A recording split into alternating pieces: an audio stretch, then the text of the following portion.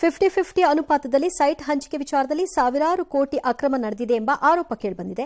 ಈ ಹೊತ್ತಲ್ಲೇ 50-50 ಅನುಪಾತದಲ್ಲೇ ಸಿಎಂ ಪತ್ನಿಗೂ ಭಾರಿ ಪ್ರಮಾಣದ ಭೂಮಿ ಸಿಕ್ಕಿರುವ ಬಗ್ಗೆ ದಾಖಲೆ ಲಭ್ಯವಾಗಿದೆ. ಸಿಎಂ ಪತ್ನಿ ಪಾರ್ವತಿ ಹೆಸರಿನಲ್ಲಿದ್ದಂತಹ ಜಾಗವನ್ನು 1997ರಲ್ಲಿ ವಶಕ್ಕೆ ಪಡೆದಿದ್ದ ಮೂಡ 2021ರಲ್ಲಿ ಪರಿಹಾರ ಕೊಟ್ಟಿತ್ತು. ಈ ವಿಚಾರ ಈಗ ಚರ್ಚೆಗೆ ಗ್ರಾಸವಾಗಿದ್ದು ಸಿಎಂ ಸಿದ್ದರಾಮಯ್ಯ ಯತೀಂದ್ರ ವಿರುದ್ಧ ಬಿಜೆಪಿ ಮುರುಕೊಂಡು ಬಿದ್ದಿದೆ. ದೊಡ್ಡ ಹೋರಾಟಕ್ಕೆ ಸಜ್ಜಾಗ್ತಾ ಇದೆ. ಈ ಬಗ್ಗೆ ಮುಖ್ಯಮಂತ್ರಿಗಳು ಮತ್ತು ಉಪಮುಖ್ಯಮಂತ್ರಿಗಳು ಪ್ರತಿಕ್ರಿಯೆ ಕೊಟ್ಟಿದ್ದಾರೆ. ಯತೀಂದ್ರ ಪರವಾಗಿ ಸಚಿವ ಮಹದೇವಪ್ಪ ಬ್ಯಾಟ್ ಬೀಸಿದ್ದಾರೆ. ಹಗರಣಕ್ಕೆ ಸಂಬಂಧಪಟ್ಟಂತೆ ದಾಖಲೆ ಮತ್ತು ಮಾಹಿತಿಯನ್ನು ಕಲೆ ಹಾಕ್ತಾ ಇದ್ದೀವಿ. ಅಗದಷ್ಟು ಬಗೆದಷ್ಟು ಕರ್ಮಕಾಂಡ ಹೊರಗೆ ಬರ್ತಾ ಇದೆ. ಸಾವಿರಾರು ಕೋಟಿ ರೂಪಾಯಿಗಳ ಕರ್ಮಕಾಂಡ ಹೊರಗೆ ಬರ್ತಾ ಇದೆ. 15ನೇ ತಾರೀಕು ಅಧಿವೇಶನ ಪ್ರಾರಂಭ ಆಗುತ್ತಿದೆ. ವಿಧಾನ ಮಂಡಲದಲ್ಲಿ ಈ ವಿಷಯವನ್ನು ಪ್ರಸ್ತಾಪ ಮಾಡ್ತೀವಿ. ಯಾರ್ಯಾರು ಇದರ ಹಿನ್ನೆಲೆಯಲ್ಲಿ ಇದ್ದಾರೋ, ಯಾರ್ಯಾರು ಅಕ್ರಮ ಫಲಾನುಭವಿ ಅಧಿಕಾರಿನ ಯಾಕೆ ರಕ್ಷಿಸ್ತಾ ಇದ್ದೀರಾ? ನಿಮ್ಮ ಮೂಗಿನ ಕೆಳಗಡೆ ನಡೀತಾ ಇರುವಂತ ನಗರಾಭಿವೃದ್ಧಿ ಪ್ರಾಧಿಕಾರದಲ್ಲಿ ನಡೀತಾ ಇರುವಂತ ಈ ಅನ್ಯಾಯವನ್ನ ಯಾಕೆ ತಡೀತಾ ಇಲ್ಲ ನೀವು? ಇದಕ್ಕೆ ನೀವೇ ನೇರ ಹೊಣೆ ಅನ್ನೋದನ್ನ ಹೇಳ್ತಾ ಇದೀವಿ. 180 ಕೋಟಿಯಲ್ಲಿ ಒಬ್ರು ಸಚಿವರು ರಾಜೀನಾಮೆ ಕೊಟ್ಟಿದ್ದಾರೆ. 2,500 ಕೋಟಿಯಷ್ಟು ಹಗರಣ ನಡೆದಿದೆ ಅಂತೇಳಿ ಎಲ್ಲ ಕಡೆ ಬರ್ತಾ ಇರುವ ಈ ಕಾರಣಕ್ಕೆ ಸ್ವಯಂ ನಿಂತ್ಕೊಂಡು ತನಿಖೆ ಮಾಡಿಸಿ ತಪ್ಪಿತಸ್ಥರೇ ಯಾರ್ಯಾರಿದ್ದಾರೆ ಅನ್ನೋದನ್ನ ಶಿಕ್ಷೆ ಕೊಡಬೇಕು ಅನ್ನೋದು ಆಗ್ರಹ ಮತ್ತೊಮ್ಮೆ ಮಾಡ್ತಾ ಇದೀವಿ. ನಮ್ಮ ಜಮೀನನ್ನ 3 ಎಕರೆ 16 ಗುಂಟೆ ಜಮೀನನ್ನ ಮೂಡಾದವರು ಸೈಟ್ ಮಾಡಿ ಹಂಚ್ಬಿಟ್ರು. ನಮಗ್ ಕೊಡ್ಬೇಕಲ್ಲ, ಕಾನೂನು ಪ್ರಕಾರ ಮೂಡದಲ್ಲಿ ನಮಗೆ 50-50 ಕೊಡಕ್ಕೆ ಅಂತ ಅವ್ರು ಒಪ್ಕೊಂಡ್ರು. ಆಯ್ತು ಕೊಡಿಯಪ್ಪ, ಅಷ್ಟೇ ಕೊಡಿ ಅಂತ ಅಂದ. ಆಗ ಅವರು ನಮಗೆ ಬೇರೆ ಬೇರೆ ಸೈಟ್ಗಳನ್ನ ಬೇರೆ ಜಾಗದಲ್ಲಿ ಸಮಾನಾಂತರ ಸೈಟ್ಗಳನ್ನ ಕೊಟ್ಟಿದ್ದಾರೆ. ಅದು ಕಾನೂನು ಪ್ರಕಾರ ಮಾಡಿದ್ದಾರೆ. 4,00,000 ಕೋಟಿ ಸಿಎಂ ಹೆಂಡತಿ ಯಾಕೆ ಅಕ್ರಮ ಮಾಡ್ತಾರೆ? ಅವ್ರದ್ದು ಯಾವ್ದೋ ಆಸ್ತಿ ಹೋಗಿದೆ, ಆಸ್ತಿಗೆ ಆಲ್ಟರ್ನೇಟಿವ್ ಸೈಟ್ ಕೊಡಬೇಕು. ಸಿಎಂ ಹೇಳ್ತಾರೆ ಅಲ್ಲಿ ತಗೊಂಡಿದ್ರು, ಈಗ ಇದು ವಾಪಸ್ ಕೊಟ್ಟಿದ್ದಾರೆ. ಅದ್ರಲ್ಲಿ ತಪ್ಪೇನಿದೆ ಅಂತ? ಎರಡೂ ಸರಿ. ಹಾಂ ಸರ್, ಸರಿ. ಅದು ಎರಡೂ ಸರಿ ಹೇಳ್ತೀನಿ. ನಾನು ಜಮೀನನ್ನ ಇಟ್ಕೊಂಡಿದ್ದೀನಿ, ನನ್ನ ಜಮೀನನ್ನ ಸ್ವಾಧೀನಪಡಿಸ್ತಾರೆ. ಆ ಸ್ವಾಧೀನ ಪ್ರಕ್ರಿಯೆಯಿಂದ ಅದನ್ನು ಕೈ ಬಿಟ್ಟಿರ್ತಾರೆ ಅಂತ ಇಟ್ಕೊಳ್ಳೋಣ. ಅಲ್ಲಿಗೆ ಅದು ನನ್ನ ಜಮೀನು ಆಗತ್ತೀಗ. ಆದರೆ ಯಾವುದೋ ಒಂದು ಅಭಿವೃದ್ಧಿ ಪ್ರಾಧಿಕಾರ, ಅದು ಮೂಡಾನೋ ಬೂಡಾನೋ ಟೂಡಾನೋ ಯಾವುದೋ ಒಂದು ಡಾ ಒಟ್ಟಲ್ಲಿ ಆ ಡಾ ಯಾವುದೋ ಬಿಡಿ ಏನೋ ಹೋಗ್ಬಿಟ್ಟು ಅದನ್ನು ಡೆವಲಪ್ ಮಾಡಿಬಿಟ್ಟು ಸೈಟ್ ಮಾಡಿ ನೀವು ಮಾರ್ಬಿಟ್ರೆ ಈಗ ನನ್ನ ಜಮೀನು ಕತೆ ಏನು?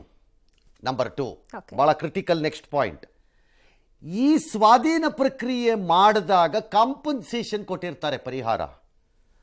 ಅದನ್ನು ಈ ಪ್ರಕರಣಗಳಲ್ಲಿರುವವರು ನಾನು ಅನ್ಕೊಳ್ತಿರೋದು, ನನಗೆ ಗೊತ್ತಿಲ್ಲ ಈಗ ಅವ್ರು ಏನೇನು ಬಗದು ತೆಗೀತಾರೋ ತೆಗೀಲಿ, ಅವಾಗ ನೋಡೋಣ ಬೇಕಾರೆ. ಆಗಿದ್ರೆ ತಗ್ಲಾಕೊಂಡು ಸಾಯಿಲಿ, ನಮಗೇನು ಹೋಗ್ಬೇಕು. ಕಾಂಪನ್ಸೇಷನ್ ತಗೊಂಡಿರಲ್ಲ ಅವರೆಲ್ಲ. ಅದು 3 ಲಕ್ಷನೋ 36 ಲಕ್ಷನೋ ತಗೊಳ್ಳಲ್ಲ ಅವರು. ಚಾಲೆಂಜ್ ಮಾಡ್ಬಿಟ್ಟು ಹೊಟ್ಟೋಗಿರ್ತಾರೆ ಅದನ್ನ. ಹಾಗಾಗಿ ಟೆಕ್ನಿಕಲಿ ಅವರು ನಿಮ್ಮ ಸ್ವಾಧೀನನೇ ಒಪ್ಪಿರಲ್ಲ. ಅವರು ಸರ್ಕಾರ ಅಲ್ಲ ನಾನು ಹೇಳ್ತಿರೋದು, ಯಾರು ಲ್ಯಾಂಡ್ ಲಾರ್ಡ್ ಅವರು. ಈ ಕೇಸು ಹಾಗೆ ಇದ್ದಂಗಿದೆ ಮೇಲ್ನೋಟಕ್ಕಿದು. ಇವರು ಕಾಂಪನ್ಸೇಷನ್ ತಗೊಂಡಿರಲ್ಲ. ಜಾಗ ನಂದು, ಈಗ ನನ್ನ ಜಾಗ ವಾಪಸ್ ಕೊಡಿ ಅಂತಾರೆ. ಎಲ್ಲಿಂದ ಕೊಡ್ತಾರೆ ಇವ್ರ ಜಾಗ? ಅದಕ್ಕೆ ಪ್ಯಾರಲಲಿ ಕೊಡ್ತೀವಿ ಅಂತಾರೆ. ಪ್ಯಾರಲಲಿ ಅಂದರೆ ಒಂದು ರೂಲ್ ಇದೆ. ಆ ರೂಲ್ ಇಲ್ಲಿ ಫಾಲೋ ಮಾಡಿದಾರೋ ಇಲ್ವೋ ಗೊತ್ತಿಲ್ಲ. ಯಾವ ವರ್ಷದಲ್ಲಿ ನೀವು ಸ್ವಾಧೀನ ಮಾಡಿದ್ದೀರೋ ಅದರ ಹಿಂದಿನ ಹೋಗಿರುವಂತಹ ಬಡಾವಣೆಗಳಲ್ಲಿ ಕೊಡೋ ಹಂಗಿಲ್ಲ, ಮುಂದಕ್ಕಾಗಿರೋ ಬಡಾವಣೆಗಳಲ್ಲಿ ಕೊಡಬೇಕು. ಆ ವರ್ಷದಿಂದ ಹಿಂದಕ್ಕೆ ಹೋಗಂಗಿಲ್ಲ. 2000 ಆಗಿದ್ರೆ 1995 ಆಗಿರೋ ಬಡಾವಣೆಯಲ್ಲಿ ಕೊಡೋ ಹಂಗಿಲ್ಲ. 2000 ಆದ್ಮೇಲೆ ಆಗಿರೋ ಬಡಾವಣೆಗಳಲ್ಲಿ ಕೊಡ್ಬೋದು. 97 ಏನಾಗಿದೆ ನನಗೆ ಗೊತ್ತಿಲ್ಲ, ಅದು ಎಕ್ಸಾಕ್ಟ್ಲಿ ಅದಾಗಿರ್ಬೇಕು. 3ನೇದು ಒಂದು ವ್ಯಾಲ್ಯೂಯೇಷನ್ಗೆ ಬಂದಿರ್ತಾರೆ, SR ರೇಟಲ್ಲಿ, ಶೆಡ್ಯೂಲ್ಡ್ ರೇಟಲ್ಲಿ. ಆ ವ್ಯಾಲ್ಯೂಯೇಷನಲ್ಲೇ ಮಾಡಿರ್ತಾರೆ ಅದನ್ನು. ಆದರೆ 13-14 ಸೈಟ್ ಕೊಟ್ಟಾಗ ಯಾರಿಗೋ ಒಬ್ರಿಗೆ ಸ್ವಲ್ಪ ಚೆನ್ನಾಗಿರೋದು ಕೊಡಿಸಿರ್ಬೋದು, ಒಬ್ರು ಕೆಟ್ಟದಿರೋದು ಕೊಟ್ಟಿರ್ಬೋದು. ಅದು ನನಗೆ ಗೊತ್ತಿಲ್ಲ ಈಗ ಅಗೈನ್ ಏನಾಗಿದೆ. ಬಟ್ ಅದು ಬಿಟ್ಟರೆ ಇದನ್ನ ಇವರೆಲ್ಲ ಹೇಳ್ತಿದ್ದಿದ್ದು ನಾನು ಕೇಳಿಸ್ಕೊತಿದ್ದು, because I need to go through documents. ನನ್ನ ಹತ್ರ ಏನೂ ಇಲ್ಲ ಪೇಪರ್ಸ್ ಇದಕ್ಕೆ. 21ರಿಂದನೇ ಇದಾಗಿದೆ ಅಂತಾರೆ. 21ರಿಂದ ಅಂದರೆ ಬಿಜೆಪಿ ಗೌರ್ಮೆಂಟು ಇತ್ತು. ಅದನ್ನೇ ಸಿಎಂ ಹೇಳ್ತಿರ್ತಾರೆ, ಅವ್ರ ಗೌರ್ಮೆಂಟ್ ಅಲ್ಲೇ ಕೊಟ್ಟಿರೋದು. ಅವ್ರ ಗೌರ್ಮೆಂಟಲ್ಲಿ ಕೊಟ್ಟಿದ್ರು, ಇನ್ನೊಂದು ಗೌರ್ಮೆಂಟಲ್ಲಿ ಕೊಟ್ಟರೆ ತಪ್ಪು ಅಂತ ಹಂಗಲ್ಲ, ಅಲ್ಲ ಅದು. ಸೊ ಈಗ ತನಿಖೆನ ನೀವು ಪೂರ್ತಿಯಾಗೇ ಮಾಡಿಸ್ಬಿಡಿ, ಏನೇನು ಅಕ್ರಮ ಆಗಿದೆ ನೋಡೇ ಬಿಡೋಣ. ಆ ಸಂದರ್ಭದಲ್ಲಿ ಯಾರ್ಯಾರಿಗೆ ಕೊಟ್ಟಿದ್ರೆ ಫೇರ್ ಅಲ್ವಾ? ಒಂದೊಂದೇ ಪಿಕ್ ಮಾಡೋದಕ್ಕಿಂತ ಅದೇಂಗಾಗತ್ತೆ, ಹಂಗೆ ಮಾಡಕ್ ಬರಲ್ಲ ನೀವು. ಇಡೀ ಮಾಡಿಸ್ಬೇಕು ಇದು. ಆಲ್ ರೈಟ್, ನನಗೆ ಗೊತ್ತಿಲ್ಲ, ಇಷ್ಟಂತೂ ಹಂಗೆ ಅನ್ನಿಸ್ತಿದೆ. ಮುಂದಕ್ಕೆ ಏನಾದ್ರು ದಾಖಲೆಗಳನ್ನ ಯಾರು ತಂದ್ರೆ ನಮ್ಗೆ ಅದನ್ನ ಅಕ್ರಮದ್ದು ವರದಿ ಕೊಡೋದಕ್ಕೆ 4 ವಾರ ಯಾಕೆ ಕೊಡ್ಬೇಕು, ಅಷ್ಟು ಸಮಯಾವಕಾಶ ಯಾಕೆ ಬೇಕು ಅನ್ನೋ ಪ್ರಶ್ನೆ. ಒಂದು ಸ್ಟಡಿ ಗಿಡಿ ಮಾಡೋದಿರುತ್ತೆ, ಯಾರ್ದೋ ಹೆಸರಲ್ಲಿ ಮಾಡಿರ್ತಾರೆ. 3 ದಿನದಲ್ಲಿ ಏನು ದೇಶ ಬಿದ್ದೋಗಲ್ಲ, ಈಗ ಅದು 3-4 ವಾರದಲ್ಲಿ ನಡೀಲಿ ಬೇಕಾರೆ.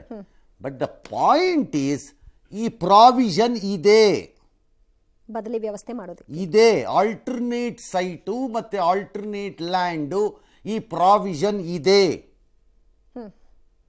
ನಂಬರ್ 3 ಲಾಸ್ಟ್, ಈ ಒಪ್ಪಿಗೆ ಏನಿದೆ, ಈ ಮೂಡ ಕೊಟ್ಟಿರೋದಿರುತ್ತಲ್ಲ, ಇದನ್ನ ಕಮಿಷನರ್ ಮಾಡೋಕ್ಕಾಗಲ್ಲ, ಮಿನಿಸ್ಟ್ರು ಮಾಡೋಕ್ಕಾಗಲ್ಲ. ಮತ್ತೆ ಸರ್ ಹೇಗೆ ಮೂಡ ಕಮಿಟಿಗೆ ಹೋಗಿರುತ್ತದು, ಕ್ಯಾಬಿನೆಟ್ ಇದ್ದಂಗೆ ಮೂಡ ಕ್ಯಾಬಿನೆಟ್ ಅದು. ಓಕೆ, ಅದ್ರಲ್ಲಿ MLAಗಳು MLCಗಳು ಯಾರು ಇರ್ತಾರಪ್ಪ ಒಂದಷ್ಟು ಜನ, ಎಲ್ಲರ ಮುಂದೆನೂ ಹೋಗಿರುತ್ತದು ಫೈಲು. ಇವ್ರು ಒಬ್ಬರೇ ಮಾಡಕ್ಕೆ ಬರಲ್ಲ ಇದನ್ನ. Okay, yes. CM ದಂಗಲ್ದು CM ಬಿಟ್ಕೊಡ್ಬೇಕು ಅಂತ ಹೇಳಿದ್ರಲ್ಲಪ್ಪ, ಅದಕ್ಕೆ ಮಾದೇವಪ್ಪನವ್ರು ಮೆಜಾರಿಟಿ ನಂಬರ್ ಪ್ರಸ್ತಾಪಿಸಿ ಟಕ್ಕರ್. ಈಗ ಭಾಳ ಜನ ಶಾಸಕರು ಸಿದ್ದರಾಮಯ್ಯವ್ರ ಪರನೇ ಇದ್ದಾರೆ, ಮೆಜಾರಿಟಿನೇ ಪ್ರಮುಖ ಅಲ್ವೇ ಅಂತ ಅಂದಿದ್ದಾರೆ. ಭಾಳ ಕರೆಕ್ಟ್ ಮಾದೇವಪ್ಪನವ್ರೆ ನೀವು ಹೇಳಿದ್ದು. ಆದರೆ ಮೆಜಾರಿಟಿನೇ ಇಂಪಾರ್ಟೆಂಟ್ ಅಲ್ವೇ ಲೋಕಸಭೆನಲ್ಲೂ?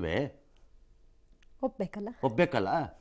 ನಾವು ಗೆದ್ದಿದ್ದೀವಿ, ಸೋತಿದ್ದಾರೆ, ಸಂವಿಧಾನ ರಕ್ಷಿಸ್ಬಿಟ್ಟಿದ್ದೀವಿ, ಸಂವಿಧಾನ ಬಿದೋಗ್ಬಿಡ್ತಿತ್ತು, ಕತ್ತರಿಸಾಕ್ಬಿಡ್ತಿದ್ರು, ಪೇಜರ್ದು ಬಿಡ್ತಿದ್ರು ಅಂತೀರಿ. ಅಲ್ಲಿ ಮೆಜಾರಿಟಿ ಬೇಡವಾ? ನಿಮಗೆ ಮಾತ್ರ ಮೆಜಾರಿಟಿ. ಅವ್ರ ದೃಷ್ಟಿಕೋನದಲ್ಲಿ ಎಷ್ಟು ಬೇಕೋ ಅಷ್ಟು. ಅದನ್ನೇ ಹೇಳಿದ್ದು, ಸತ್ಯ ಮತ್ತು ಅಸತ್ಯದ ಅದ್ಭುತ ಲೋಕ ಇದೇನೆ, ಹೇಗೆ ನೋಡ್ತೀರಿ ಅನ್ನೋದು. CM ಸ್ಥಾನನ ಮಾದೇವ ಪಟ್ಟ ಅವ್ರಿಗೆ ಕೊಡಿ ಇವ್ರಿಗೆ ಕೊಡಿ ಅನ್ನೋಕ್ಕೆ ಕಡಲೆಪುರಿನ ಅಂತೆಲ್ಲ ಹೇಳಿದ್ದಾರೆ. ಬಿಟ್ಕೊಡೋ ಅಗತ್ಯ ಏನಿಲ್ಲ ಅನ್ನೋದ್ರ ಪರೋಕ್ಷವಾಗಿ ಇನ್ಯಾರೋ ಶೋಷಿತ ವರ್ಗಗಳ ಮಹಾ ಒಕ್ಕೂಟ ಸಿದ್ದರಾಮಯ್ಯವ್ರ ಪರವಾಗಿ ಬ್ಯಾಟ್ ಬೀಸಿದೆಯಂತೆ. All right. ಶಾಸಕರ ಅಭಿಪ್ರಾಯನ ಸಂಗ್ರಹ ಮಾಡಿ ಕ್ರೋಢೀಕರಿಸಿ ಲೆಕ್ಕ ಹಾಕಿದಾಗ ಸಿದ್ದರಾಮಯ್ಯನವರು ಹೆಚ್ಚು ಶಾಸಕರ ಬೆಂಬಲ ಪಡೆದು ಶಾಸಕ ಪಕ್ಷದ ನಾಯಕರಾಗಿ ಆಯ್ಕೆ ಆಗಿದ್ದಾರೆ. ಡೆಮಾಕ್ರಸಿನಲ್ಲಿ it is the majority that rules. It is not in my hand, not in ಧರ್ಮಗುರುಸ್ ಹ್ಯಾಂಡ್. ಅವ್ರಿಗೆ ಕೊಡಿ ಇವ್ರಿಗೆ ಕೊಡಿ ಅಂತ ಇದ್ದೀನಿ ಕಡಲೆಪುರಿನ ಒಂದೊಂದು ಪಕ್ಷ ತೆಗೆದು ಕೊಡಕ್ಕೆ. ಎಲ್ಲ ಕರೆಕ್ಟ್ ಮಾದೇವಪ್ಪನವ್ರು ಹೇಳಿದ್ದೆಲ್ಲ ಸರಿ. MLAಗಳ ಭಾವನೆ ಮೇಲೆ CMಗಳು ಕಾಂಗ್ರೆಸ್ ಅಲ್ಲಿ ಆಯ್ಕೆ ಆಗಿದ್ದಾರೆ ಅಂತ ನೀವು ಗ್ಯಾರಂಟಿ ಕೊಡ್ತೀರಾ ನನಗೆ? ಹೈಕಮಾಂಡ್ ಹೇಳತು ಆಯ್ಕೆ ಮಾಡಿದ್ದೀರಿ CMಗಳನ್ನ, ಸಿದ್ದರಾಮಯ್ಯನವ್ರನ್ನೂ ಸೇರಿಸಿದಂತೆ. ಅವ್ರು ಹೇಳಿದಂಗೆ ಕ್ವಶನ್ ಈಗ ಇಲ್ಲಿ ಬಂದಿರೋ ಪ್ರಾಬ್ಲಮ್ ಇದೆಲ್ಲ ನಡೀತಿರೋದಕ್ಕೆ ಆ ಹೈಕಮಾಂಡ್ ಎಂಬ ಭೂತಾಕಾರದ ಹಿಮಾಲಯ ಪರ್ವತದ ಎತ್ತರದಷ್ಟು ಸಂಸ್ಥೆ ಪಾಪ. ಯಾಕೆ ಸರ್ ಬಾಯಿ ಮುಚ್ಕೊಂಡು ಆಗಿದೆಯಾ ಆಗಿಲ್ವಾ, whether we have a chief minister for a full term or no ಅನ್ನೋದನ್ನು ಹೇಳಬೇಕು ರಾಜ್ಯದ ಜನಕ್ಕೆ. ಮಜಾ ತಗೋತಾ ಇದ್ದೀರಿ ಕರ್ನಾಟಕ ಜನರ ಜೊತೆ 136 ಸೀಟ್ ಕೊಟ್ಟಿದ್ದಕ್ಕೆ ನಿಮಗೆ. ಆ ಗೊಂದಲ ಹಾಗೆ ಉಳಿಸ್ಕೊಂಡು ಮಜಾ ತಗೋತಿದ್ದಾರೆ. ಬೇರೆ ಕಡೆ ಎಲ್ಲ ಮಾತಾಡ್ತಾರೆ, ಡೆಮಾಕ್ರಸಿನೇ ಇಲ್ಲ, ಅದಿಲ್ಲ ಇದಿಲ್ಲ ಅಂತ. ಕಾಂಗ್ರೆಸ್ನವ್ರು ಉಡಾಪೆ ಒಂದೊಂದ್ಸರಿ ನನಗೆ ಭಾಳ ಆಶ್ಚರ್ಯ ಆಗ್ಬಿಡತ್ತಪ್ಪ. ಬೇರೆ ಕಡೆ ಹೇಳಿ, ಇಲ್ಲೇನಾರು ಒಂದು ಹೇಳಿ, ಇಲ್ಲ ಏನೋ ಒಂದು ಆಗಿದೆ ತೀರ್ಮಾನ ನಾವು ಮಾಡ್ಕೋತೀವಿ, ಅದೂ ಇಲ್ಲ, ಮಜಾ ತಗೊಳ್ಳೋದು ಎಲ್ಲ. ಎಸ್.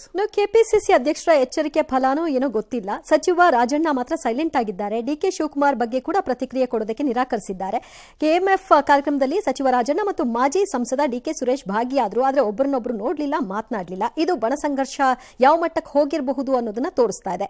ಈ ಮಧ್ಯೆ ಹೆಚ್ಚುವರಿ DCM ಜಪ ಮಾಡ್ತಾ ಇರೋ ಸಚಿವ ರಾಜಣ್ಣ ಬಗ್ಗೆ ಸಚಿವ ಕೃಷ್ಣ ಬೈರೇಗೌಡ ಪರೋಕ್ಷವಾಗಿ ಅಸಮಾಧಾನ ಹೊರಹಾಕಿದ್ದಾರೆ.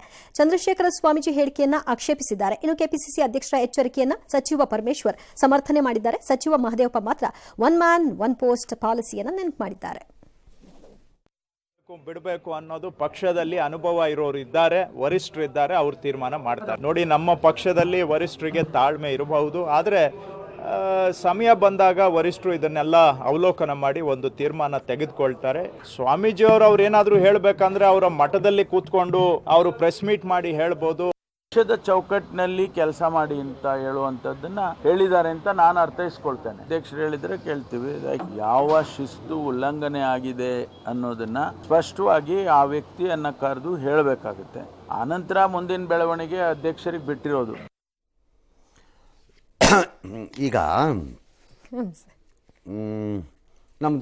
ನಮಗೆ ತಾಳ್ಮೆ ಇರಬಹುದು, ತೀರ್ಮಾನ ಮಾಡ್ತಾರೆ, ಯಾವತ್ತೋ ಹೈಕಮಾಂಡ್ ಮಾಡಿ ಊರು ಮುಳುಗದ ಮೇಲೆ ಕೋಟೆ ಬಾಗ್ಲು ಹಾಕೊಂಡಂಗೆ. ನಿಮಗೆ ತಾಳ್ಮೆ ಇರ್ಬೋದ್ರಿ, ಕರ್ನಾಟಕದ ಜನಕ್ಕೆ ಇರಬೇಕಲ್ಲ ಪಾಪ. ನಿಮ್ಮನ್ನು ಆಯ್ಕೆ ಮಾಡಿದ ದೌರ್ಭಾಗ್ಯಕ್ಕೆ ಹಂಗಾರೆ 132 ಜನನ ಬದಲಾಗ್ತಾರಂತೆ ಬರೀ ಇದೇ ಆಯ್ತಲ್ಲ ನಿಮ್ಮ ಟಾಕು.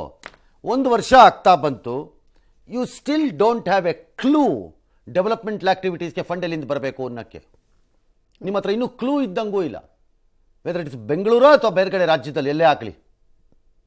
ಎಕ್ಸೆಪ್ಟ್ ಗ್ಯಾರಂಟಿಗೆ ನೀವು ದುಡ್ಡನ್ನು ಡಿಸ್ಪರ್ಸ್ ಮಾಡ್ತಿರೋದು ಮತ್ತು ಡೇ ಟು ಡೇ ವ್ಯವಹಾರಗಳನ್ನು ನಡೆಸ್ತಾ ಇರೋದು, ಸಂಬಳಗಳನ್ನು ಡಿಸ್ಪರ್ಸ್ ಮಾಡ್ತಾ ಇರೋದು, ಸಾಲ ಮರುಪಾವತಿ ಅಥವಾ ಬಡ್ಡಿ ಮರುಪಾವತಿ ಮಾಡ್ಕೊಂಡು ಹೋಗ್ತಿರೋದು ಬಿಟ್ಟರೆ ಏನು ಮಾಡೋಕ್ಕಾಗ್ತಾ ಇದೆ ನಿಮ್ಮ ಕೈಯಲ್ಲಿ? ಇವತ್ತು ಕಳೆದ್ರೆ ಸಾಕು, ಏನೂ ಇಲ್ಲ. ಹೈ ಪ್ರೊಫೈಲ್ ದುಡ್ಡು ಬರೋ ಜಾಗ ಯಾವ್ದಾರು ಇದ್ರೆ 1-2 ಪ್ರಾಜೆಕ್ಟ್ ಆಗ್ತಿರ್ಬೋದು ವೈಟ್ ಟ್ಯಾಪಿಂಗ್ ಟೈಪಲ್ಲಿ, ಅದಾಗತ್ತೆ. ಯಾಕಂದರೆ ಅದು ಬೇಗ ಬೇಗ ಲಾಟರಿ, ಬೇಗ ಬೇಗ ಬಹುಮಾನ, ಅದಾಗ್ಬೋದೇನೋ. ಎಲ್ಲಿದೆ ಅದನ್ನು ಮಾಡ್ರಪ್ಪ. ಡೆಂಗ್ಯೂ ಬಂದಿದೆ, ಮಳೆ ಬರ್ತಾ ಇಲ್ಲ ಅಥವಾ ಬರ್ತಾ ಇದೆ ಸಿಕ್ಕಾಪಟ್ಟೆ ಕೆಲವು ಕಡೆ ಎಲ್ಲ, ಅದನ್ನು ಹ್ಯಾಂಡ್ಲ್ ಮಾಡಿ. ಇಷ್ಟೊಂದು ಜನ ಇದ್ದೀರಿ, ಸ್ಥಿರವಾದ ಎಂಥ ಅದ್ಭುತ ಸರ್ಕಾರ ಇದು ಅಂತಂದ್ರೆ ಇಲ್ಲಿ 3 ಹೊತ್ತು ಇದು ಮಾಡ್ಕೊಂಡು ಕೂತಾರೆ. ತಾಳ್ಮೆ ಇದ್ರೆ ಇಟ್ಕೊಳ್ಳಿ, ನಿಮ್ಮ ತಾಳ್ಮೆನ ನೀವೇ ಉಪ್ಪಿಗೆ ಹಾಕೊಂಡು ನೆಕ್ಕಳಿ ನಿಮ್ಮ ತಾಳ್ಮೆನ. ಜನರ ತಾಳ್ಮೆ ಚಕ್ರ.